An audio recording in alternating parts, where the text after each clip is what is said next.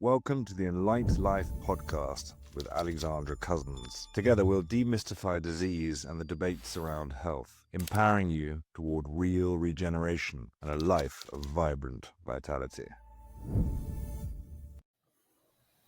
So welcome to Carol Petersen on the Enlight.Life podcast. I'm super excited to have this conversation with Carol, a compounding pharmacist and longtime hormone expert. Welcome, Carol Petersen, to the Enlight.Life podcast. Thank you so much, Alexandra. My pleasure. So I am very excited to be speaking to a woman of your caliber and age and experience about hormones, because I feel, in today's world where every youngster, youngster meaning women in their 30s and 40s, are sort of shouting from the rooftop how hormones for all, we all need hormones, we all need high doses. That's kind of like the new trend now.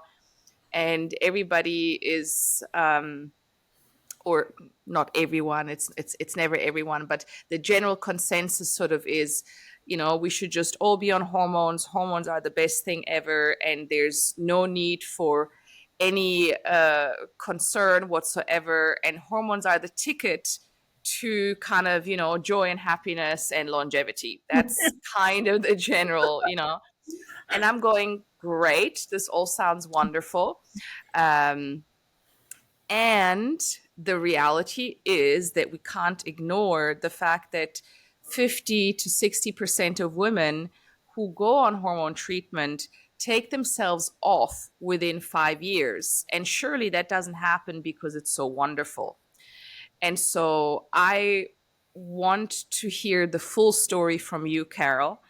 And especially because obviously, you are a woman who has had many years of experience and therefore comes not just with knowledge, but with wisdom. That's true. Age is working to my advantage now. I like what you did remark on women dropping their hormone therapies, and I would suspect that therapy probably wasn't good for them. Something was awry or something was missing. You can pry my hormones out of my dying hands as far as I'm concerned, because it provides so many benefits. So for the first time in human history, we have the ability to top up our hormones with the actual hormone.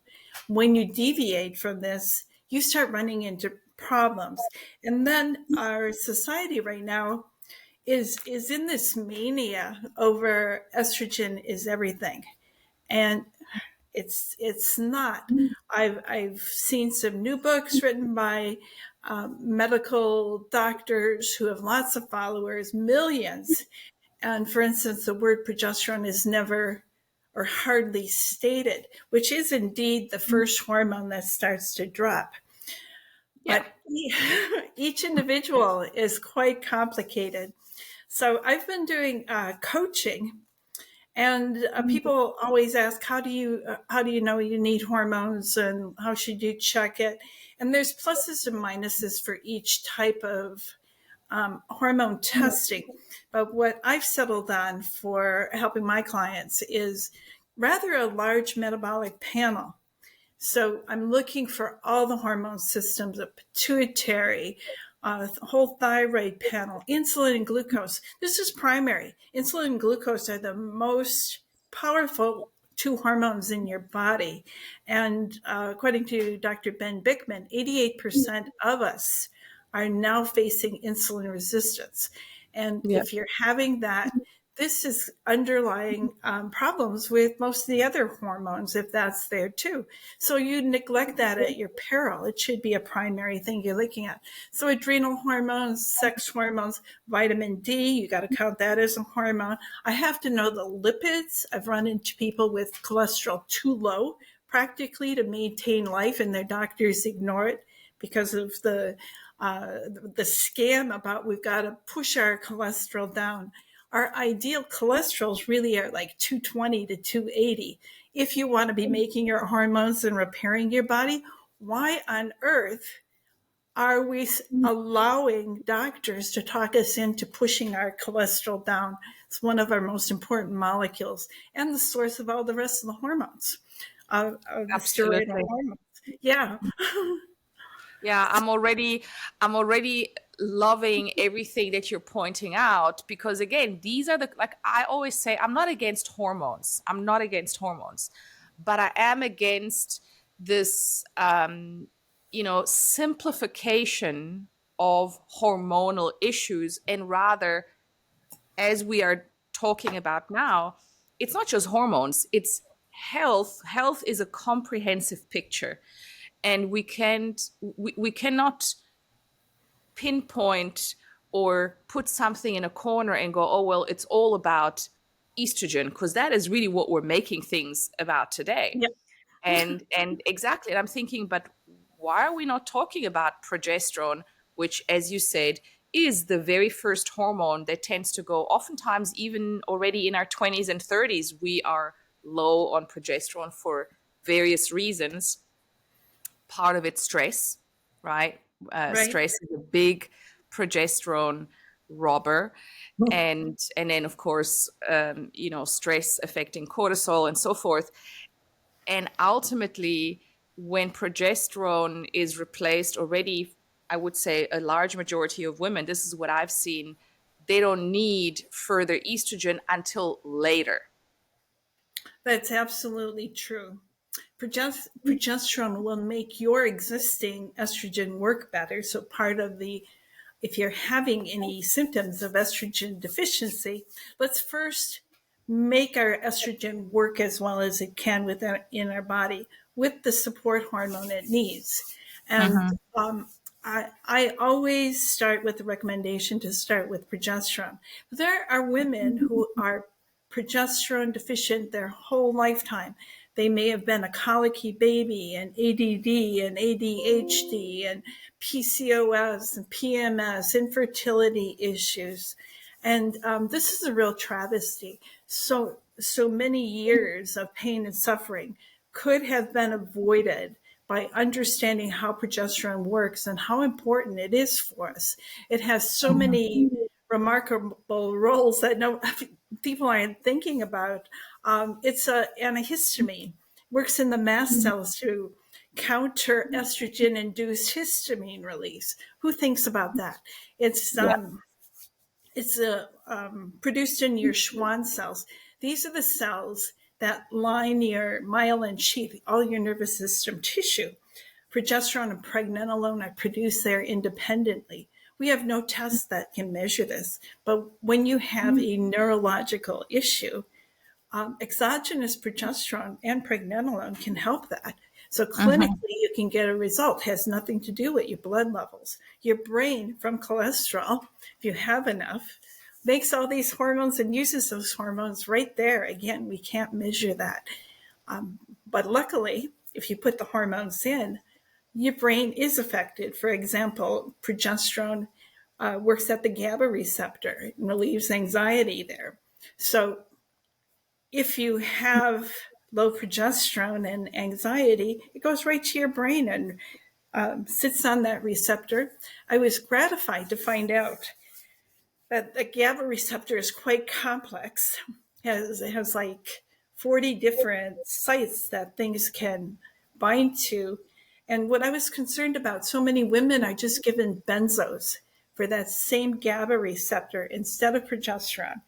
And so what I didn't know was there competitive nature with these two things. I found out that the drugs actually dock at a separate site from the hormone.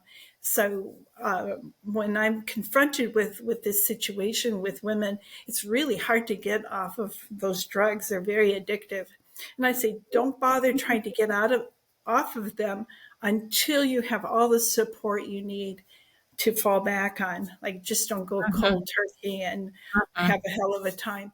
So get your hormones replaced and in position so they can work as you're slowly getting off of these drugs. This is a big problem with drugging. I had one woman was telling me she's got wonderful relief for sleep with progesterone. She's taking, I forget, 300 milligrams every day. And she's still cycling with that. And her doctor told her she should only use that during the luteal phase, not in the follicular phase. But this is generally coming from the adrenal glands. So as you mentioned before, if your adrenals are toast, your progesterone's toast. And Right. so this doctor was refusing to order her more progesterone so she'd have enough to use in the follicular phase because she's sleeping beautifully, and offered her a sleeping pill instead. That's crazy. Yeah. Like, One of the many examples of, you know, we should be in charge of our own body. I mean, that is everything. I'm not a doctor. I come from the perspective of, I was someone who was bedridden, who the medical system simply did not help. And so I had to roll up my own sleeves and go, I'm going to sort myself out, because if I wait for anyone out there to do it, it ain't going to happen. And so I know from my own experience how terrible it feels when we just feel let down by the medical system. And at the same time, we are disempowered to take our own health in our own hands because you cannot order certain things. And so I've spent really the last 11 years making sure that my clients have everything available that is necessary to make their own choices. that's one of the most important things I see, and you probably see it with your clients. They don't come to you unless they're in that situation where they know something is going wrong and not getting any help with it at all. And they finally decide, I've got to hit the internet, go to Google, go wherever, and finally find some alternatives. But then you really have to do it. You have to do your homework.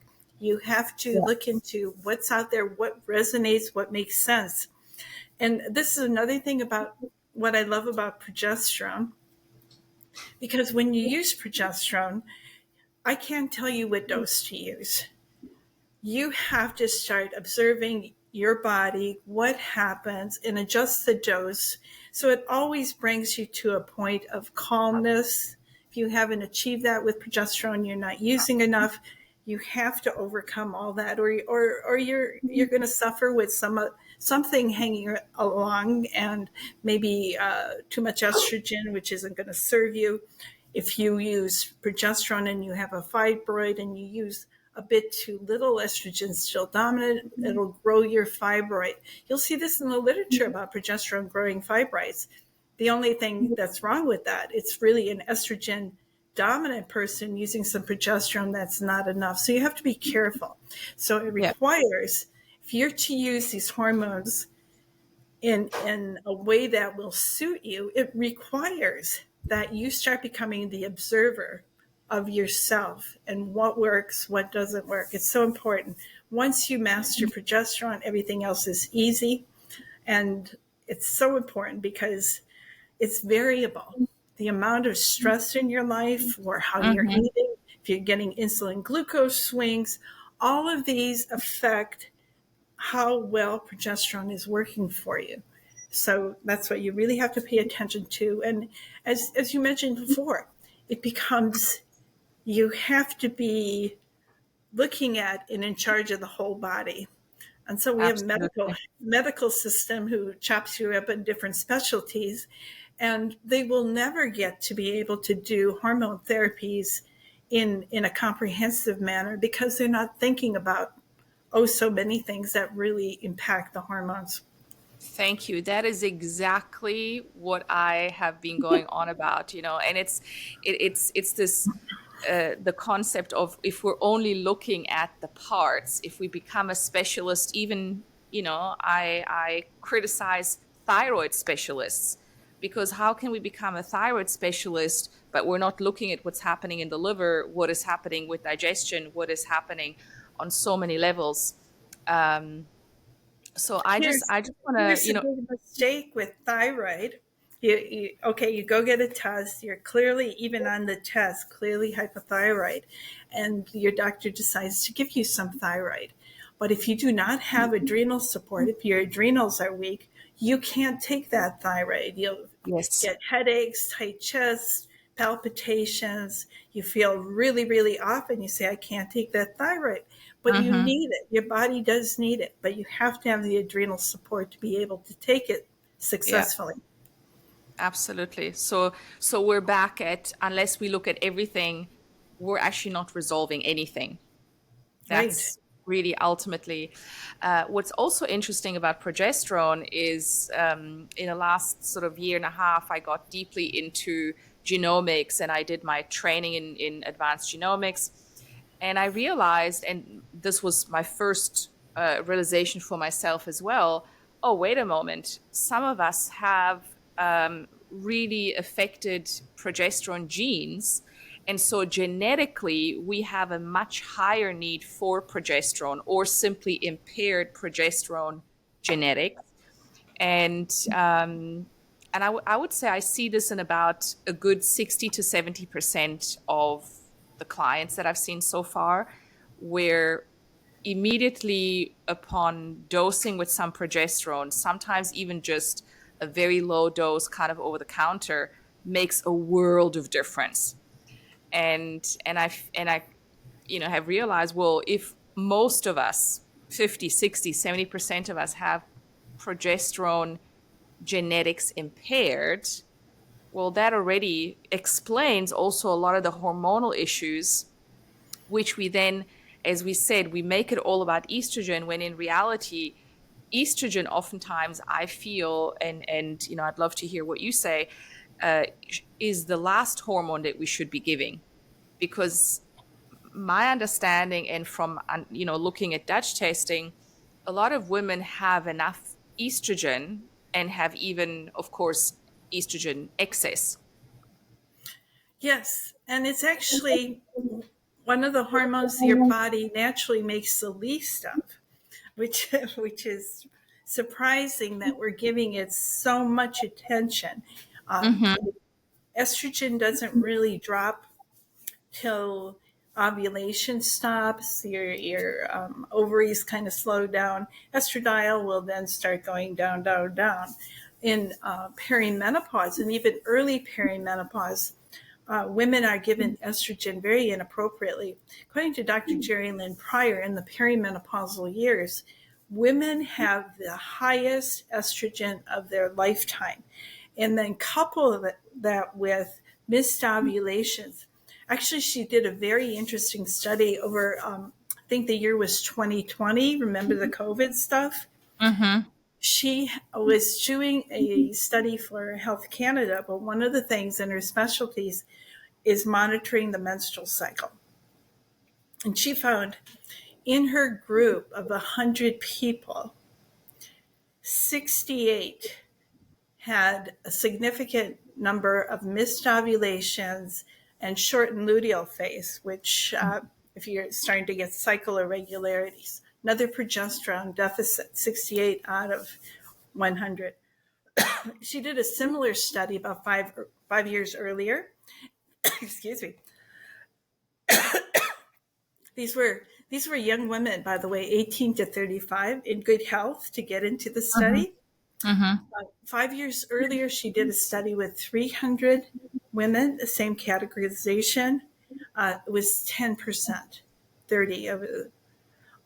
So there's this huge rise, and what's contributing to it? I asked if the vaccine was an issue. She hadn't asked that question. She was going to go back and ask the participants. But I think just the miasm of fear that we were living under in 2020 was Yeah, enough to mess up your hormones. absolutely. Absolutely. What I see consistently is that women who have had a lot of early childhood trauma and or stress, kind of the same thing, Mm-hmm. inevitably have hormonal dysregulation. But that hormonal dysregulation comes from, and this is something that I've learned from the Russian health care system around peptide bioregulators. where their first port of call actually is not hormones, but it is working with peptide bioregulators that regulate the HPA axis. And in fact, they place so much attention on the hypothalamus, the regeneration of the hypothalamus, which of course makes complete sense with it being the master gland and it affecting the pituitary gland, it affecting really every system in the body, the adrenals. And I've seen firsthand for myself and then with my clients that by working with peptide bioregulators for the pineal hypothalamus gland, hormones already regulate and actually fairly quickly, because of course the dysregulation typically with the hypothalamus will have been going on for many, many years, decades. And so Yes. the minute that gland regenerates, there's a sense of kind of landing in your own body. I know I'm familiar with those peptides. I haven't really used it. Did like a 10-day course for myself, but I really didn't give it a good shot. But that also is really true. So we have this wide world of peptides opening up, which is quite exciting. Do you know the products made by Standard Process? Do you know that company? Yes, I know the company. Yeah. So they have organ products. They'll have thyroid and ovary and whatnot. And the idea is that these products contain protomorphogens, was the name given to these molecules that support the organ but are not actually the hormone itself. And I feel like these are peptide products too, although I don't have confirmation, but the way it works, I think it's designed exactly as you're saying with the working with the hypothalamus and pituitary, using those kind of peptides to support those organs. It's the same kind of principle. So I'm kind of Yeah. excited that these are available, and I know they've been used very successfully for many years.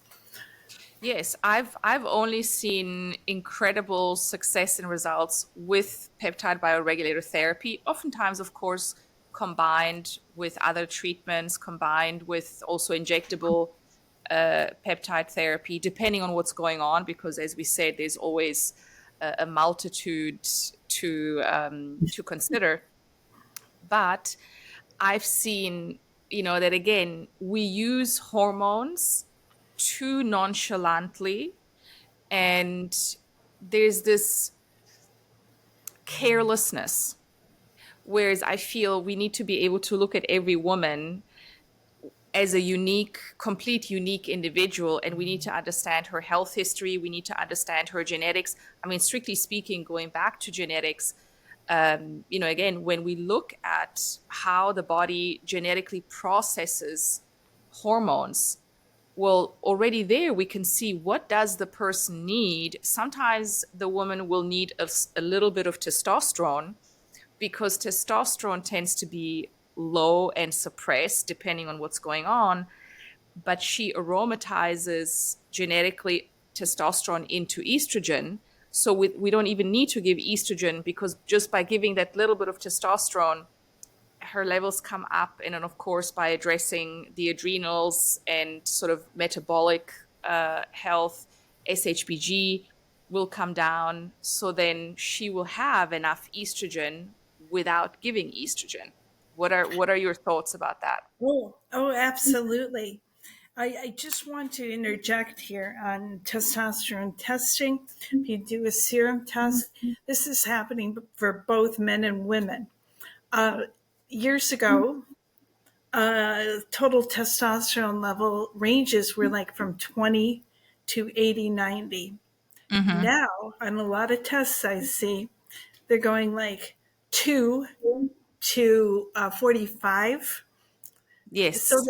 and they've done this for men too. They've truncated the ranges. Laboratories base their ranges on choosing a group of people to test, and how they fall in those ranges. They pick a midpoint is where most people are, and then one standard deviation from there. That's all. That's how these ranges are built. So obviously having a societal problem with testosterone, particularly depleting. Now, we talk about testosterone as a sex hormone. It has everything to do with sexuality, but it is the director, the hormone director of all your protein synthesis. Mm-hmm. So when you want to rebuild new cells, when you want to keep your body working, when you want to have your bones working, when you every component of your immune system is a protein, and you need testosterone support to be doing all that. It's a real shame because now we let people age with severe hormone deficiencies, and you see little old men, little old women, they cannot keep their body structure. They don't have enough Yep. androgen hormone to do so. And as this is happening to their body, they're subject to more and more illnesses. They have no defense. So definitely, it's really important to be looking at the androgenic hormones, particularly testosterone. There's an interesting thing with progesterone. 5-alpha reductase turns testosterone into dihydrotestosterone, which is stronger. But it Mm-hmm. also works on progesterone. And when progesterone is available, 5-alpha reductase works on progesterone to form further metabolites. So in the face of not enough progesterone to work with this enzyme, you have a push toward a more androgenic DHT. And then this is where you start ending up with problems with losing hair, having voice changes, having acne, where if you had enough progesterone to balance that testosterone, that's not going to happen. Right. And that this happens in men as well. Yes, exactly. I just wrote a blog about progesterone therapy for men, and they Mm-hmm. really do need it. The levels of progesterone in men really is the same as the follicular level in women, the adrenal hormone levels. The testes don't make very much, make some, but not that much. But adrenals, the same. So men should be at a follicular level if you would test for progesterone. Mm-hmm. Nobody is thinking about progesterone in men, but they would rather use finasteride. Finasteride, yeah, I have Yes. that. Terrible. Terrible. It's a progesterone mimic, and they put that in the mix, and then you get sexual dysfunction, you get depression, you Yeah. get suicides and whatnot. There's some serious lawsuits going on with that drug, and there's no need Mm-hmm. to use it because we have progesterone.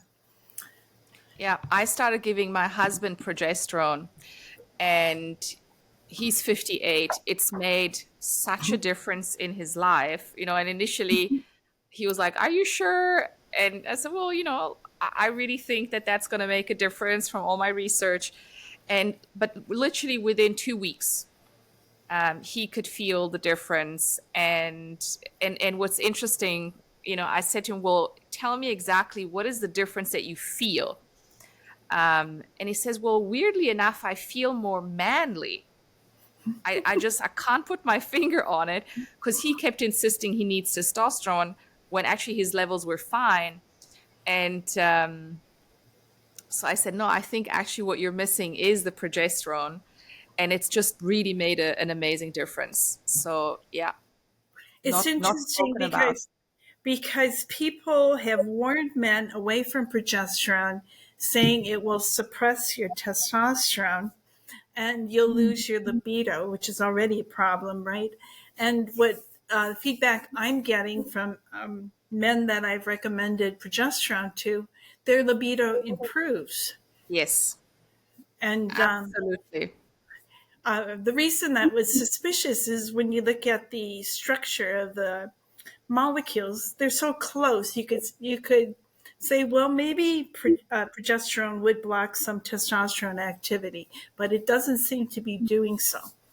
And at the same time, as you said, the adrenals need a lot of support. So I think because there's a lot of men, the younger men again out there that are shouting from the rooftops, well, if you're a man and you're kind of like above the age of 30, 35, you should supplement with testosterone. And the message is really strong for them. There's this insistence and there's this trend, but again, no one's talking about, well, what about progesterone? What about adrenal support? And then Yep. strictly speaking, what's happening in the liver? How well is your liver actually coping with the hormones? So, we're back at, no, we need to look at everything that's going on rather than just pushing. For men, the push is for testosterone. For women, the push is estrogen, when we're not really talking about the whole No. the whole story, right? And a lot of women, because I've looked, in the past few years, I've deeply been in this conversation, being 51 myself, not yet on hormone treatment, thanks to peptide bioregulators, because I was experiencing, I was very surprised by how bad my perimenopausal symptoms got, kind of out of nowhere, actually around the time of COVID. Yeah. So stress and so forth.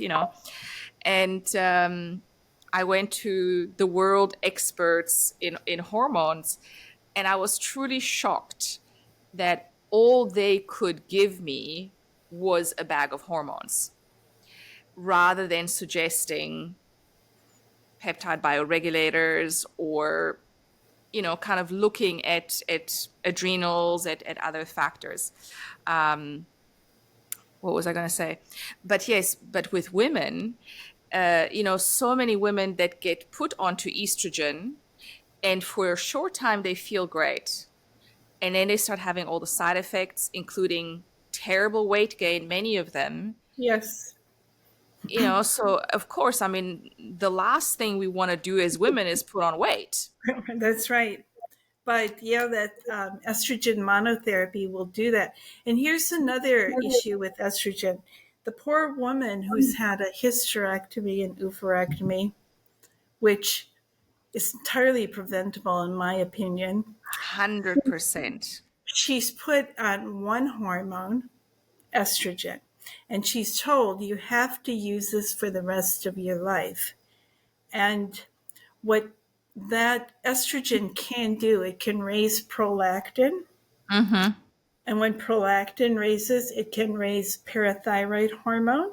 And parathyroid hormone can leach calcium from your bones. Right. So the message is estrogen, you need estrogen for your bones.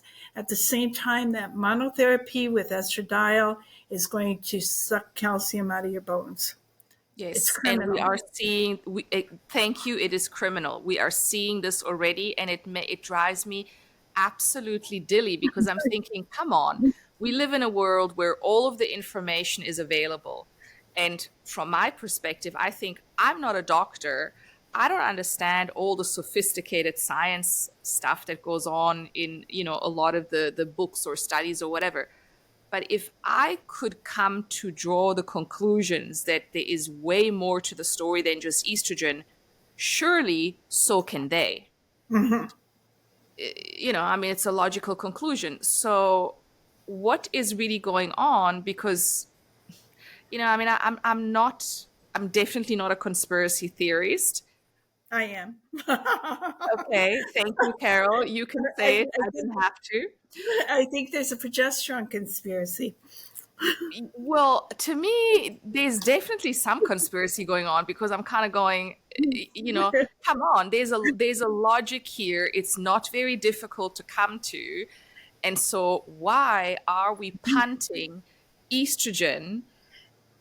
And I mean, yesterday I saw something very disturbing on Instagram. A big influencer with hundreds of thousands, posting, and she's still perimenopausal, her estrogen patch, and kind of doing a little dance of like, woo, she got her estrogen patch. And I'm thinking, again, we're pushing estrogen. We don't even know what we're talking about. We don't know the full story. And we are creating huge issues for women, whether it's in the now, and it's happening with the weight gain and, all the symptoms of estrogen excess, or what's going to happen 5, 10, 15 years down the line with the bone loss and so forth. So why do you feel this is happening? I don't know why. Back in the 1950s, for example, Katarina Dalton characterized PMS and used progesterone. Incidentally, the women who had severe PMS did not have low progesterone on their tests. She theorized something was going wrong with the receptor sites, just as we were talking about your experience with genetic testing. Something is blocking that Yeah. progesterone activity. It's there, but it's not being used. And the higher doses that she put patients on, which were like 400 to 600 milligram vaginal suppositories, multiple times per day sometimes, relieve the PMS symptoms Wow. like a charm. So I was involved in a compounding pharmacy, which brought to the U.S. Doing progesterone in oil.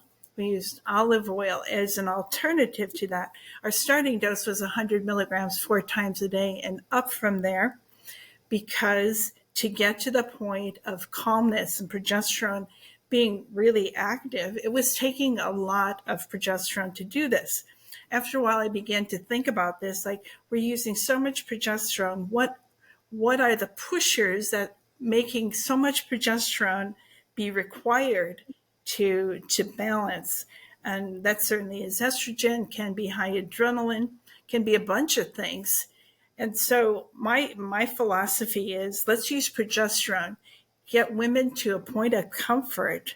And if it seems like it's taking a lot of progesterone, let's look at the other side now. In the last 30 years, we've learned a lot more about estrogen metabolism, xenoestrogens, metals being estrogenic, glyphosate. We know much more about this side that we can work on, but let's work on it from comfort rather than discomfort. So this was done original research in the UK, and I was really surprised because I heard from a Facebook moderator, and her group is women with PMDD, premenstrual dysphoric disorder, which is really the emotional part of PMS. The drug Yeah. companies carved this out, and there were a lot of shenanigans going on with this, and decided and did some small study, presented to the FDA for a new indication of Prozac was going off patent. So they wanted something else to sell Prozac for. So it's entirely contrived. And the idea is SSRIs are the primary treatment for PMDD. And furthermore, you are a sensitive person, you can't tolerate any progesterone. There's no progesterone. They use drugs like Lupron to block all your hormones, put estrogen back. You're going nuts with all this estrogen because you have no progesterone. And the end stage is an oophorectomy. Nothing to do but that. So the woman running this Facebook page sent me an email, and she said, we've heard you talking about more generous progesterone. And she said, and of course we've been taught to avoid progesterone at all costs. She said, a few of my friends and I tried it, and she said it was nothing less than transformational. All these poor women getting psych drugs and told they cannot tolerate progesterone. Would that be a conspiracy? I believe it's so. And then in Great Britain, who has the pioneer, Dr. Katarina Dalton, these women tell me that if you go to practitioner, they're only allowed to use 200 milligram capsules. That's the top you can give. And these poor women are getting progesterone from other countries. They're buying over-the-counter creams from the U.S. They're like having a big supply side problem because of what's going on in the medical system in the UK. It's not much better in the U.S. there's sort of an unwritten rule, like 100, 200 milligrams is good. You don't really need anymore. But a lot of women, and certainly maybe it's sometimes they need more, they do need more and they could benefit. If you give women too little progesterone, the side effects of too little is an exacerbation of estrogen, adrenaline type things, and women begin to believe that they're allergic to progesterone, they can't stand progesterone.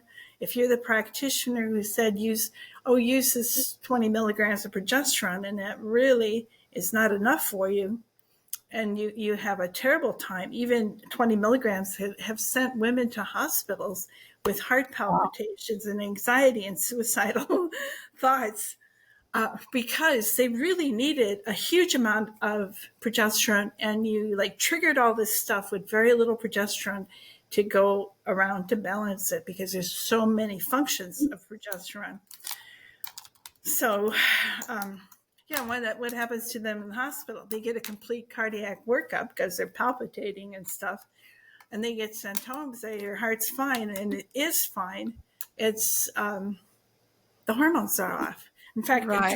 adrenaline's a big player here too. So if you have high anxiety, heart palpitations, panic, adrenaline is a big player.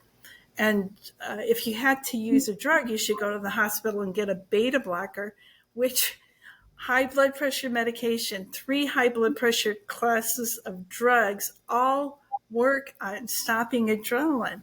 Well, we're getting too much adrenaline. And then compiled with that, as you said, genetic testing. A lot of women get this done. They don't have enough methyl groups. Methylation Yes. is a problem. To get rid of adrenaline, you need methylation. And Mm-hmm. if that's not going well for you, you can be in this constant high strung anxiety. Some women have told me they even just buzz and shake. They've got so much of it and won't go away. So Yeah. this is a big problem. Progesterone moderates that, but you might need a lot to do that.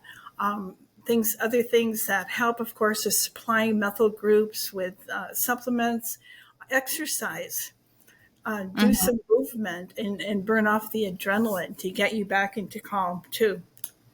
That's where again, so I work with genetics rather than with supplementation, traditional supplementation. We work with peptide bioregulators because they directly affect methylation on a DNA level. And Yep. so, we don't need all of these high methyl groups simply because that can then throw us off balance on the other side again. So Do you have a particular peptide for that? Which one would? I actually work with all of them. I mean, I always work with the one for the hypothalamus. Yes. So I always work with endolutein, Yep. but so that's where I then look at the genomic profile and I see, where are the weaknesses? And of course, typically, I mean, it's always right. There's only so many organs we all have. And typically, the liver is always involved, the pancreas is always involved. Hence, this huge tendency that we see reflected in genomic profiles pretty much in also 60-70%, if not more, of the population towards insulin resistance. So, the prescription of then, well, we got to go low carb. No, because do that long enough and we are again, the body's going to overcompensate Yes. because the liver is constantly pushing out glycogen. So what we need to do there is really focus on regeneration of the liver, the pancreas, addressing the adrenals. So we're back to, we got to do all the things, because if we're only focusing, on one thing, we are inevitably creating imbalances somewhere else.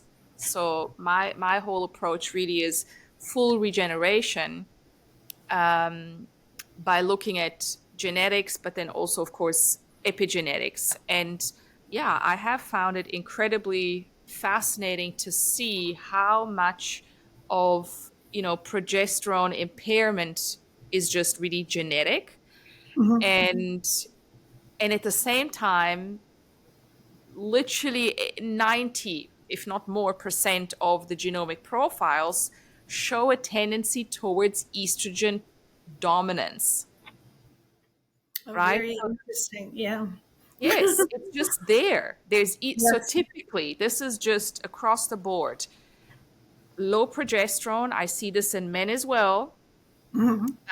And especially, of course, the men that come to me with like long COVID, they just can't recover. Testosterone's in the tank. They're just feeling terrible, mood swings, all the things.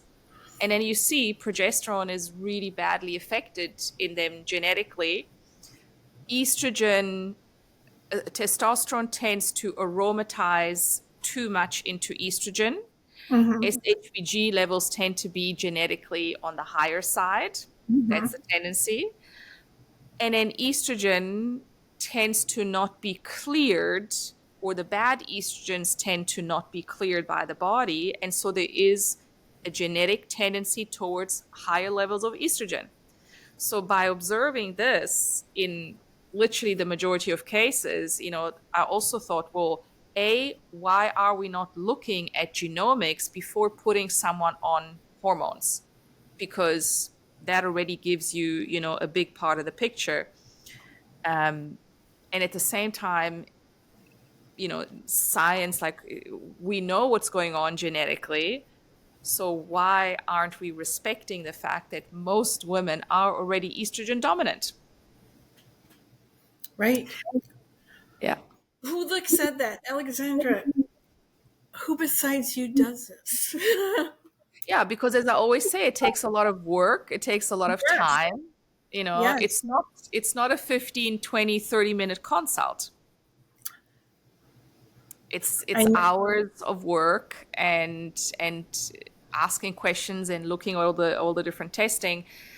But that's why I do what I do, and I have conversations with women like you, because I really feel, there's too many doctors who are putting on the badge of the good doctor, Mhm. because I'm the good doctor that serves you estrogen, Yeah.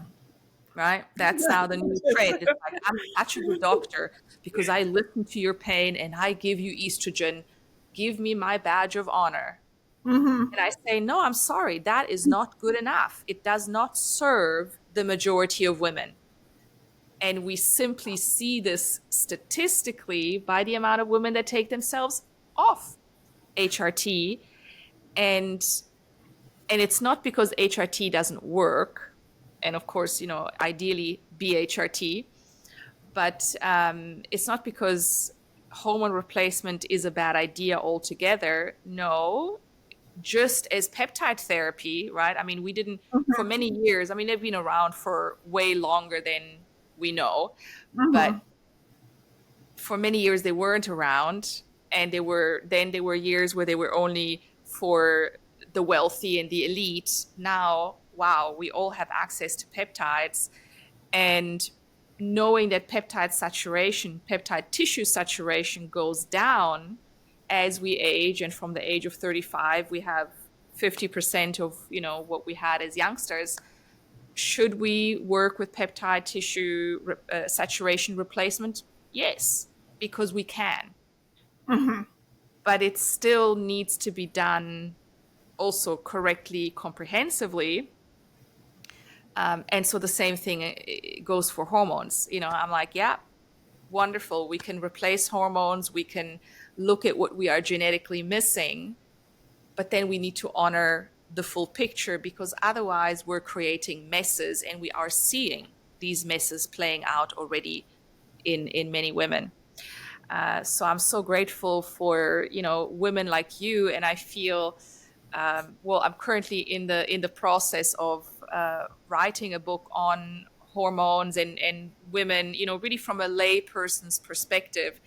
And so I'm certainly gonna have another conversation with you, Carol, and would love to include your wisdom in the book, and also have you on here, more than likely, again, to have these conversations, because not enough of this is being spoken about, right? It's these quickly 30-second Instagram reels that talk all about estrogen, Uh-huh. and it's just not good enough. No, no. In fact, that's what I say to anybody I consult with. I say, don't settle. Yes. You want 100%. You go to conventional medicine, they give you something, you're having trouble with it. Let's say blood pressure medication or something. They'll say, well, you just have to put up with it. You need the drug. You have to put up with everything. And I say, no, the correct solutions will bring you back to a lifestyle that's 100%. And even with using hormones, you might see some benefits, but maybe you're at 80% when you could get that extra, just if you get a little coaching to see what's missing still, what could be a little better, what could we adjust to Absolutely. get to that. And that's what I want for everybody. And I want everybody not to have such painful experiences, but to age with beauty and grace and being a fully vital person in your society. Getting old does not mean you have to get sick. You just don't. Yeah. And let's stop it, and let's make sure people know those tools are available. Absolutely. So where do people find you, Carol? Okay, so I'm at the Wellness by Design Project.com. It's my website. I also have a YouTube channel with a fair amount of podcasts. I've been lucky to be invited, so I haven't set up my own, and I appreciate that. I said, okay, I'm getting good invitations, and let's just build my library here. So a lot of people find me someplace or another. I've got lots of information at my website. I've been writing blogs, newsletters. I've been doing this for like 30 years now, putting things together. I do a radio program at WBAI in New York. Take Charge of Your Health is the title of it. So we explore many other facets, not just hormones. There's a lot of things that we can explore and understand better. Absolutely. Yeah, this is the message that I want to leave women with is don't think that it's just hormones, but rather I see this phase, and of course, ideally earlier, the earlier the better. But the reality is most of us are only going to truly wake up to the importance of our health in a 360 degrees around perimenopause. That's the reality.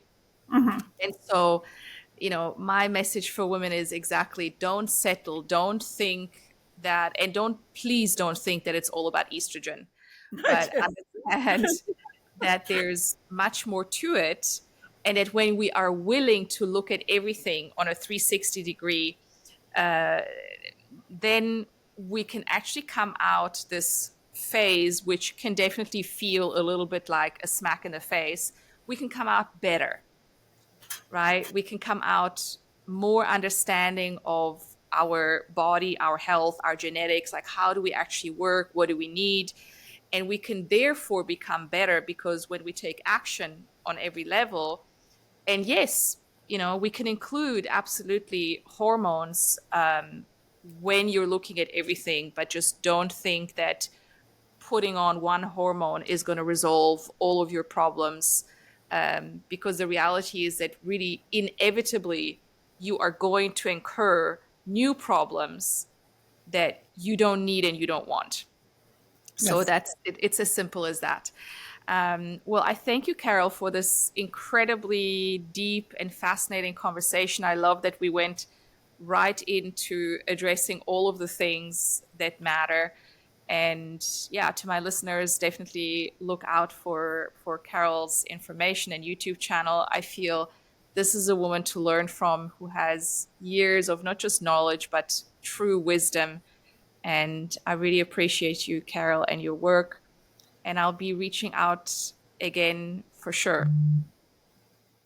Thank you so much for having me. It's been my Thank you. pleasure.